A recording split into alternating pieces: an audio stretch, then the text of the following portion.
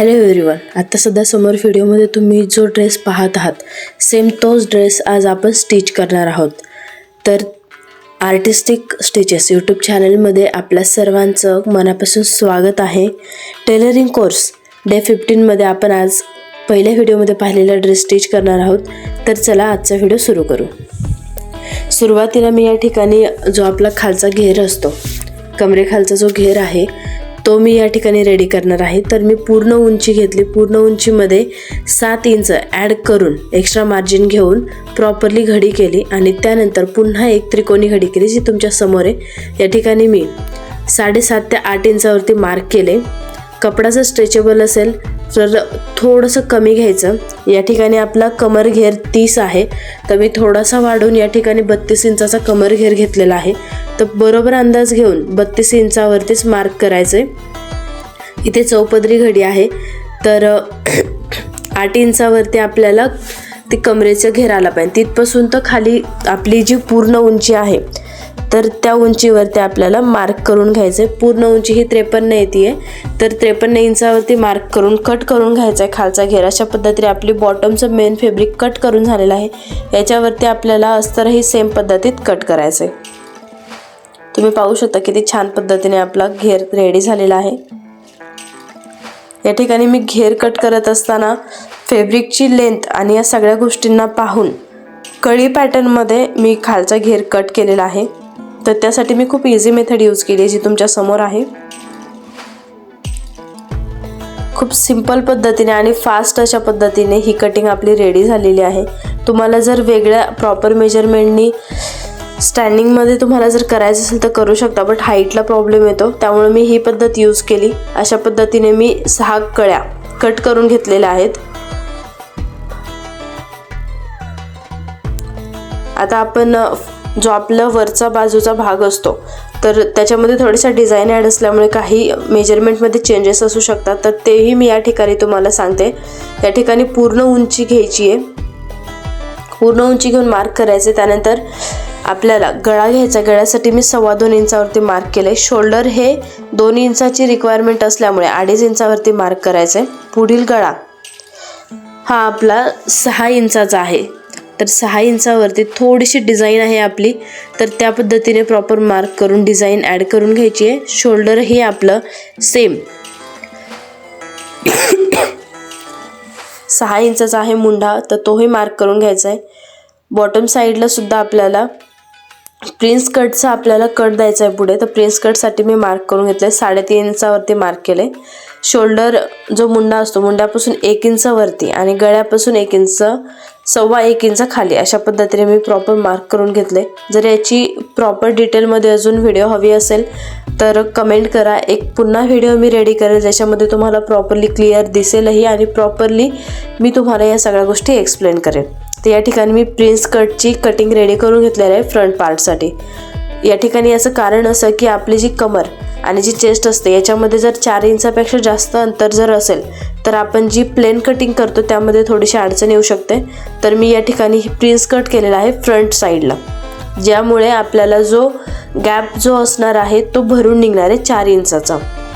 तर मी छान अशी कटिंग रेडी केलेली आहे. तुम्ही समोर पाहू शकता. अशा पद्धतीने आपला फ्रंट पार्ट हा रेडी झालेला आहे. आता आपलं जो बॅक साईडचा आहे त्याचा गळा या ठिकाणी राहतो, तर आपल्याला गळा या ठिकाणी कंप्लीट करून घ्यायचा आहे.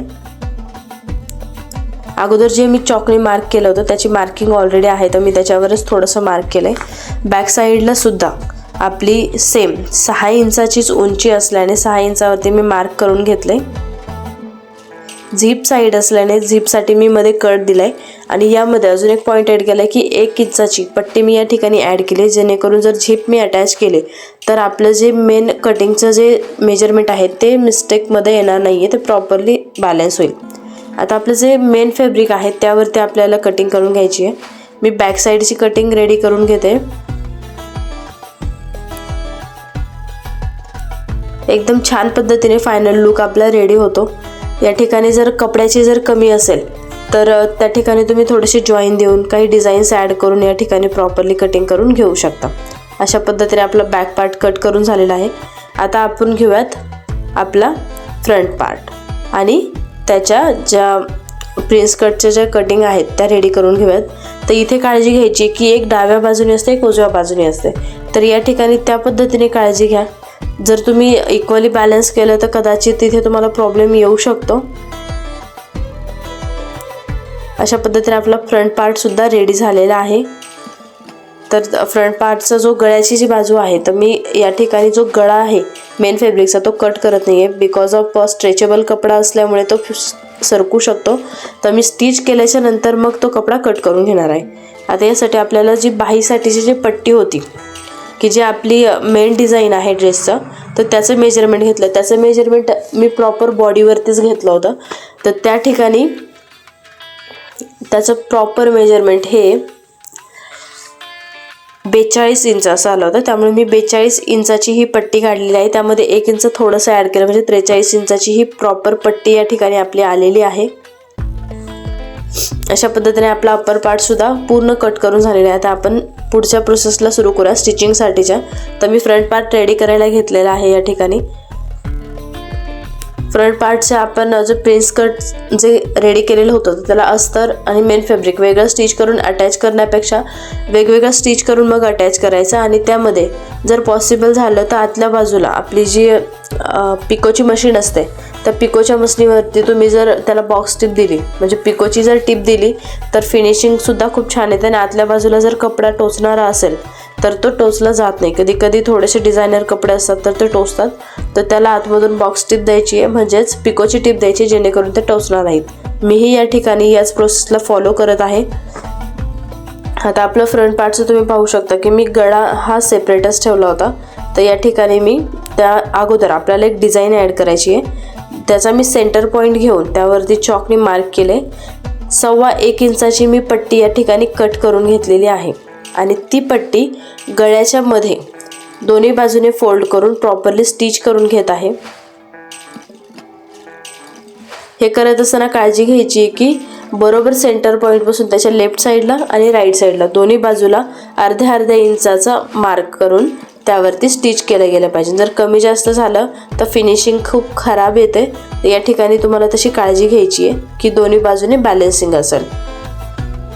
अशा पद्धतीने आपली ही फ्रंट डिझाईन रेडी आहे. आता त्यावरती आपल्याला अस्तरचं जे फॅब्रिक आहे ते ठेवून ते कटिंग करायचे. तर या ठिकाणी काळजी घ्या की जे तुम्ही अटॅच केलेलं आहे ते कपड्यावरती दिसलं पाहिजे. अशा पद्धतीने तुम्ही अस्तर मेंटेन करा. जर अपोजिट साईडला गेलं तर ती डिझाईन रेडी करूनही त्याचा उपयोग होणार नाही आहे. हा पंचकोनी गळा आहे.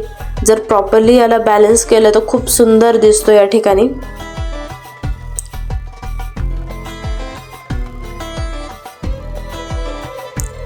एक्स्ट्रा फॅब्रिक हे कट करून घ्यायचं आणि लाईटली थोडे कट द्यायचे. ते कॉर्नर आहेत, कॉर्नरला बेसिकली डीप कट द्यायचा, जेणेकरून ज्यावेळेस आपण अस्तर फिरवू त्यावेळेस तो जो कट आहे तो प्रॉपरली शो होतो आणि खूप छान दिसतो. म्हणजे जो आपले प्रॉपर शेप आहे तो शो होतो, त्याचा आकार बिघडत नाही. आता साईडनी जे आपण अस्तर आणि मेन फॅब्रिक डिफरंट आहे, वेगळं आहे, तर ते स्टिच करून अटॅच करून घ्यायचं आहे.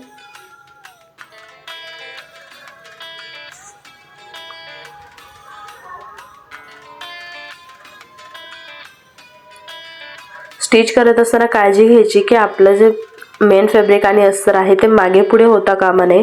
ते प्रॉपरली स्टेबल राहिलं पाहिजे. जर तुम्ही नवीन असाल तर तुम्ही टाचणी लावून मग जरी काम केलं तरी चालेल. डायरेक्टली करत असताना खूप जास्त एक्सपिरियन्सही लागतो. प्लस हाताची सफाई त्या ठिकाणी असणं खूप गरजेचं आहे. त्यामुळे जर नवीन असाल तर त्या ठिकाणी टाचणी किंवा क्लिपा भेटतात, त्या क्लिपा अटॅच करायच्यात आणि मगच करायचे. जे आपलं अस्तर आहे ते मेन कटिंग असल्यामुळे एक्स्ट्रा फॅब्रिक हे कट करून टाकायचं. आता आपले जे प्रिन्स कटचा जो साईड पार्ट आहे तो त्या ठिकाणी जोडून घ्यायचा आहे. आणि ते करत असताना काळजी घ्या की वरच्या बाजूने सुरुवात करायची, खालच्या बाजूला एंड करायचं, जेणेकरून जरी कमी जास्त झालं तरी आपण खालच्या बाजूने ते थोडंसं कट करून मॅनेज करू शकतो. बट आपली जी कटिंग आहे ती परफेक्ट असल्यामुळे या ठिकाणी कमी जास्त होणार नाही आहे. आपला जो मुंड्याचा पार्ट आहे तो जर जास्त खाली आला तर ज्यावेळेस आपण हात वर करतो त्यावेळेस पूर्ण ड्रेस वरच्या बाजूला उचलला जातो. त्यामुळे जो मुंडा आहे तो सुद्धा जास्त डीप घ्यायचा नाहीये. स्टिच करत असताना काळजी घ्यायची की कपडा कमी जास्त होता कामा नये. प्रॉपरली स्टेबल जर असेल तर एकदम ओके पद्धतीने आपला ड्रेस रेडी होतो. या ठिकाणी छान असे पप रेडी झालेले आहेत आपले. आता आपण बॅक पार्ट रेडी करायला घेऊयात. तर बॅक साईडला आपली झीप आहे. तर या ठिकाणी काळजी घ्या की डावी बाजू आणि उजवी बाजू मेन फॅब्रिक आणि अस्तरची चेक करून घ्यायची. कधी कधी आपण गडबडीमध्ये पटपट करायला जातो तर ते चुकीचे पार्ट आपण अटॅच करतो, चुकीच्या बाजूने अटॅच करतो. ते पुन्हा शिलाई उसवावी लागते, पुन्हा स्टिच द्यावी लागते. तर त्यामध्ये खूप वेळ जातो. तर या ठिकाणी थोडंसं लक्षपूर्वक पहा, कारण आपली जी पट्टी आहे शोल्डरला जो देत आहोत, तर जी आपली बॅक साईडची झीप आहे तर झीपला अटॅच करून ती चेन आपली ती पट्टी अटॅच होणार आहे. तर या ठिकाणी मी तुम्हाला दाखवते की कशा पद्धतीने करायचं आहे.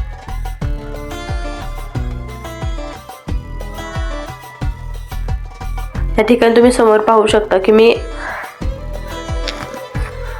दुसरी साईड सुद्धा सेम पद्धतीने आपल्याला रेडी करून घ्यायची आहे. आता जी आपली पट्टी आहे ती पट्टी लक्षपूर्वक या ठिकाणी अटॅच करायची आहे. जे आपलं मेन फॅब्रिक आणि अस्तर आहे बॅक साईडचं, त्या ठिकाणी झीप लागणार आहे. तर ती उलट बाजूला आपल्याला फिरवायची. तर त्याच्या अगोदर आपली पट्टी व्यवस्थित तुम्हाला मेंटेन करायची आहे.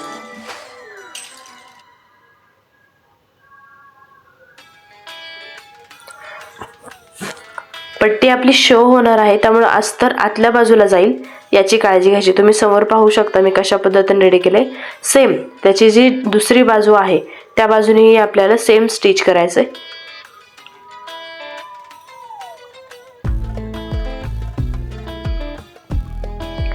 आता या बाजू आपल्याला फिरवून घ्यायचे. त्या अगोदर आपल्याला जो फ्रंट पार्ट रेडी झालेला आहे तिथे आपल्याला शोल्डर अटॅच करायचे. तर आपण जर या पद्धतीने केलं तर जे पट्टी आपल्याला दिसते किंवा आतल्या बाजूने शोल्डरचा जो कपडा आहे तो कधी कधी टोचतो, तर हा प्रॉब्लेम या ठिकाणी येत नाही. डबल स्टिच देऊन प्रॉपरली अपोजिट साईडला फिरवून घ्यायचं. तुम्हाला कदाचित हे थोडं कन्फ्युजिंग वाटत असेल. जर तुम्हाला ह्यामध्ये समजून घ्यायला खूप जास्त प्रॉब्लेम येत असेल तर मला कमेंट करा. नेक्स्ट व्हिडिओ मी प्रॉपर ही शोल्डर पट्टी अटॅच कशी करायची यावरती डिटेलमध्ये बनवून नक्कीच सांगेल. शोल्डर अटॅच झाल्याच्या नंतर जो आपला बॅक साईडचा पार्ट होतो, ज्याची ओपन साईड राहिली होती मुंड्याची आणि खालच्या बाजूची, तर ती आपल्याला आधी स्टिच करून घ्यायची आहे.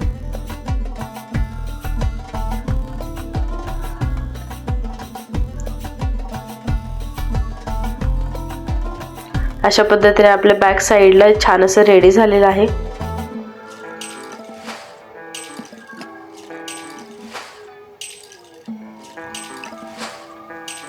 आता आपल्याला बॅक साईडची झीप अटॅच करून घ्यायची. तर झीप लावत असताना मी खूप सोपी पद्धत सांगत आहे. जी वरची बाजू आहे तर त्यावरती आपल्याला झीपवरती प्रॉपर तो कपडा ठेवून प्रॉपर स्टिच करून घ्यायचं आहे. इथे काळजी घ्यायची की झीप खूप वरही नाही गेली पाहिजे, खूप खाली नाही आली पाहिजे, स्टेबल राहिली पाहिजे. बिकॉज नंतर आपण जर हुक लावतो तर तो हुकही त्या ठिकाणी स्टेबल असणं गरजेचं आहे. दुसरी जी बाजू आहे त्या बाजूनेही आपल्याला सेम पद्धतीने झीप अटॅच करून घ्यायची आहे. या ठिकाणी सुद्धा काळजी घ्या की जे वरचे पॉइंट असतात ते इक्वली आले पाहिजे. खालच्या बाजूने जर थोडंसं कमी जास्त असेल तर आपण ते कट करू शकतो किंवा ते आपल्या नेक्स्ट शिलाईमध्ये मॅनेज होऊन जातं. बट अप्पर साईडला जर चैनीच्या कमी जास्त झालं तर ते खूप प्रॉब्लेमॅटिक आणि खूप छान नाही वाटत. ॲक्च्युली ते त्याची फिनिशिंग खराब होते.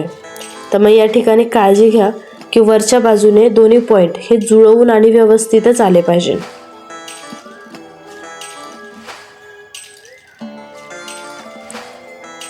तुम्ही समोर पाहू शकता मी तुम्हाला प्रॉपर जोडून दाखवलेला आहे.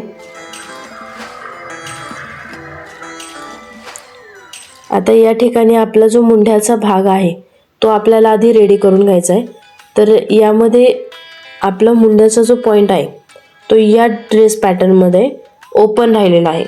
जर आपण अगोदरची फ्रॉक पाहिली असेल तर त्यामध्ये त्या आतल्या बाजूला पहिल्याच वेळेस क्लोज होऊन गेले. बट ह्यामध्ये थोडीशी डिझाईन वेगळी आहे, रिक्वायरमेंट वेगळ्या आहेत, तर थोडंसं ओपन आहे. तर यामध्ये आपल्याला अस्तर घ्यायचं आहे किंवा मेन फॅब्रिक घ्यायचं आहे. तर ते त्या ठिकाणी बाहेरच्या बाजूला ठेवून आतल्या बाजूला फोल्ड करून घ्यायचं आहे आणि आपल्याला मॅक्झिमम 1 किंवा 1.25 इंचेसची पट्टी या ठिकाणी कट करून घ्यायची आणि ती त्या ठिकाणी जोडायची आहे आपल्याला. खूप सोपी पद्धत आहे आणि लक्षात ठेवायचं की ज्यावेळेस आपण ही पट्टी फिरवतोय तर त्यावेळेस आतल्या बाजूने आपल्याला स्टिच नाही द्यायची, आपल्याला त्या ठिकाणी हातशिलाई करायची आहे। हातशिलाई केल्यामुळे फिनिशिंगला अजून फरक पडतो आणि जर तुम्ही मशीनची शिलाई दिली तर तो कपडा थोडासा ताणल्यासारखा दिसतो, मध्येच खूप प्रेस झाल्यासारखा दिसतो।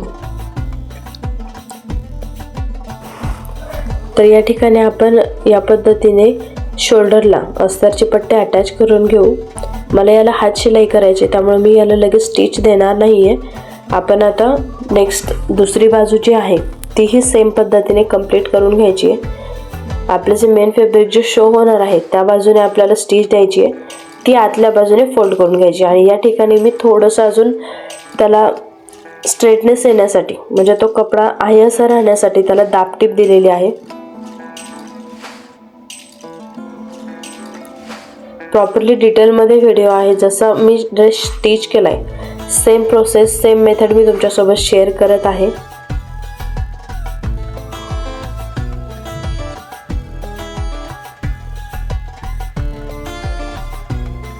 अशा पद्धतीने आपला मुंड्याचा जो पार्ट आहे तो रेडी आहे। आता आपल्याला या ठिकाणी बॅक साईडला जे आहे तिथे नॉडही अटॅच करायची आहे, तर तेही आपण रेडी करू। त्या अगोदर आपल्याला बॅक साईडचा जो पार्ट आहे त्या ठिकाणी आपल्याला 1-1 इंचाचे 1 इंच आणि 4 इंचाचे 2 पॉईंट हे मार्क करून स्टिच करायचे। जे बॅक टक पॉईंट असतात ते रेडी करायचे त्या ठिकाणी। आता एकदम सोपी पद्धत मी तुमच्यासोबत शेअर करत आहे। या ठिकाणी बॉक्स स्ट्रिप टाकायची पण गरज नाही पडणार आहे। तर जो आपला फ्रंट पार्ट आहे, ज्या बाजूने आपलं मेन फॅब्रिक दिसणार आहे त्या बाजूने बॅक आणि फ्रंट पार्ट जोडून घ्यायचा, त्यामध्ये नॉड ॲड करायची आणि प्रॉपरली स्टिच करायचं। त्यानंतर कट टू कट टच करून घेऊन आतल्या बाजूला फोल्ड करायचं। एकदम सोपी पद्धत आहे, 1-2 वेळेस जर तुम्ही केली तर तुम्हाला सहज लक्षात येईल। डबल टिप देऊन घ्यायची आहे, दोन्ही पार्टला सेम प्रोसेस फॉलो करायची।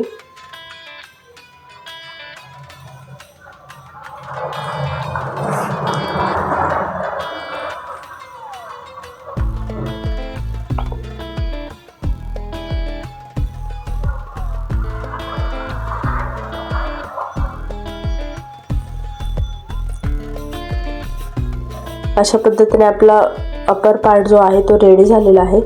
आता जो आपला बॉटम पार्ट आहे तर तोही आपल्याला सेम प्रोसेसने रेडी करायचा आहे। त्यासाठी आपण अगोदर बॉटम घेर जो आहे त्याची साईड स्टिच करून घेऊयात। जी ओपन साईड आहे तिथे प्रॉपरली स्टिच करून घ्यायचं आहे। जर तुमच्याकडे पिकोची मशीन नसेल तर डबल टिप घ्यायची, जर पिकोची असेल तर सिंगल टिप घेऊन त्या ठिकाणी बॉक्स टिप केली तरी चालेल।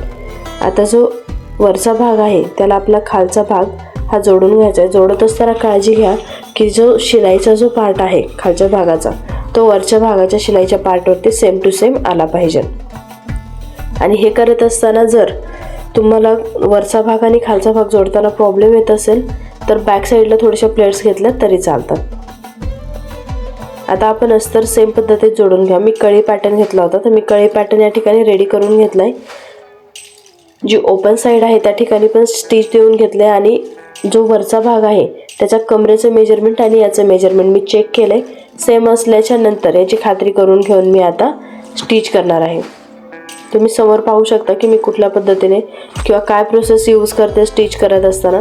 सेम पद्धतीने तुम्ही जरी केलं तरी पण तुम्हाला हे खूप सोपं जाईल। अशा पद्धतीने आपला जो अस्तरचा जो पार्ट आहे तो सुद्धा रेडी झालेला आहे स्टिच करून। खूप छान पद्धतीने फायनल लुक या ठिकाणी रेडी होतो। आता यामध्ये आपल्याला काळजी घ्यायची की बॉटमचं जे मेन फॅब्रिक आणि अस्तर फॅब्रिक आहे त्याची जी खालची बाजू आहे ती ओपन असणार आहे, तर त्या ओपन साईडला सुद्धा आपल्याला स्टिच देऊन घ्यायची आहे। तुम्हाला मी पूर्ण व्हिडिओ डिटेलमध्ये डीपली शेअर केलेला आहे। मी बॉटम साईडला आता स्टिच करून घेते आहे। अशाच पद्धतीने तुम्हाला देखील करायचं आहे आणि गोल घेर असल्यामुळे कदाचित खालच्या बॉटम पार्टला थोडासा घोळ येऊ शकतो किंवा काय, तर त्या ठिकाणी थोडा पार्ट घेऊन आपल्याला स्टिच करायचे जेणेकरून घडी किंवा घोळ येणार नाही।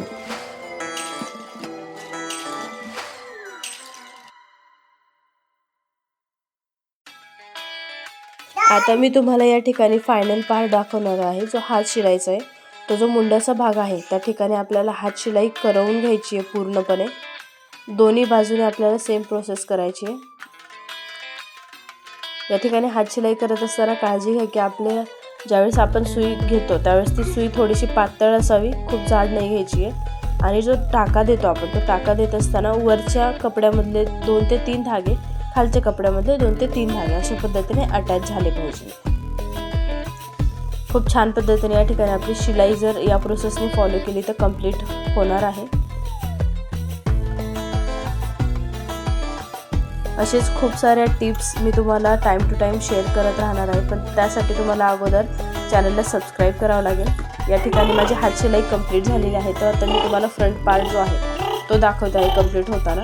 तर आपली जी बाहीची डिझाईन आहे तर त्याच्या अप्पर साईडला आपल्याला लाईटली पॉईंट घेऊन जो गळ्याचा जो लाईन आहे त्या लाईनला आपल्याला प्रॉपरली स्टिच करायचं आहे आणि 2 टाके द्यायचे फ्रंट साईडला बॅक साईडला सेम पद्धतीने.